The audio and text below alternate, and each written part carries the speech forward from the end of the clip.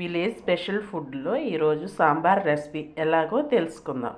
ముందుగా 2 కప్పులు కందిపప్పుని శుభ్రంగా కడగాలి. తగినన్ని వాటర్ తీసుకుని కరివేపాకు బాయిలింగ్ చేసే ముందే వేసుకుంటే స్మెల్ మంచిగా వస్తుంది. సాంబార్ రెసిపీ ఇంకా టేస్టీగా ఉంటుంది. పసుపు, ఆయిల్, కుక్కర్ మూత పెట్టుకుని 6 విజిల్స్ వచ్చిన దాకా పప్పును ఉడికించుకోవాలి. సాంబార్కి కావాల్సిన వెజిటేబుల్ ఉల్లిపాయ, క్యారెట్, మిర్చి, ముల్లంగి, ఆలు, టమోటా. నా దగ్గర ములక్కాయ మిస్ అయ్యిందండి. ములక్కాయ ఉంటే మీ దగ్గర వేసుకోండి. ఒక కళాయి తీసుకుని 2 టేబుల్ స్పూన్ ఆయిల్ వేడైన తర్వాత మెంతులు. సాంబార్లో మెంతులు వేసుకుంటే టేస్ట్ ఇంకా బాగుంటుందండి.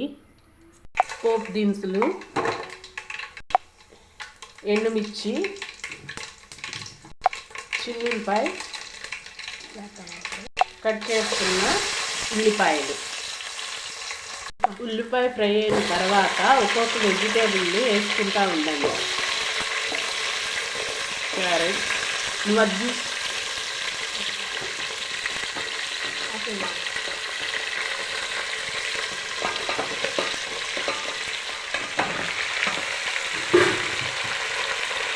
వెజిటేబుల్ అన్నీ వేసుకుని ఆయిల్లో 2 నిమిషాలు ఫ్రై చేసుకోవాలండి.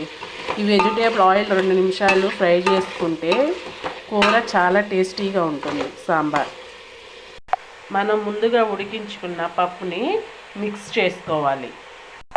పప్పుని ఇలా మెత్తగా మిక్స్ చేసుకోవాలి. 2 నిమిషాలు ఆయిల్లో ఫ్రై చేసుకున్న తర్వాత పసుపు, తగినంత ఉప్పు, తగినంత కారం వేసుకుని మిక్స్ చేసుకోవాలి. సాంబార్ మసాలా 2 టేబుల్ స్పూన్,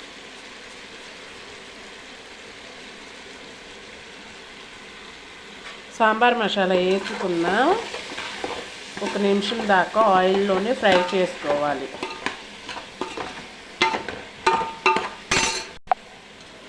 1 నిమిషం తర్వాత వాటర్ పోసుకోవాలి. వాటర్ పోసుకుని వాటర్ మరిగిన దాకా వెయిట్ చేయాలి.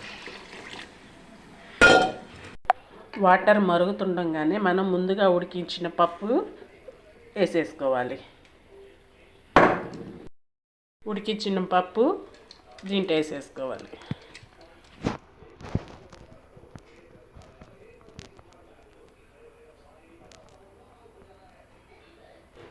ఉడికించుకున్న పప్పు వేసుకున్న తర్వాత మొత్తం ఒకసారి ఇలా మిక్స్ చేసుకుని 2 నిమిషాలు మరగనివ్వాలి. 2 నిమిషాల తర్వాత మరుగుతున్న సాంబార్లో చింతపండు రసం వేసుకోవాలి. చింతపండు రసం వేసుకుని మిక్స్ చేసుకోవాలి. ఇలా 2 నిమిషాల దాకా మిక్స్ చేసుకోవాలి. ఉప్పు సరిపోయిందో లేదో ఈ టైంలో చెక్ చేసుకోవచ్చండి. ఉప్పు సాలకపోతే వేసుకోండి. నేను వేసుకునే ఉప్పు కరెక్ట్గా సరిపోయింది. అంతే ఫ్రెండ్స్, వేడివేడి సాంబార్ రెడీ అయిపోయింది. అన్నంలోకైనా ఇడ్లీలోకైనా చాలా టేస్టీగా ఉంటుంది. Okay friends, thank you.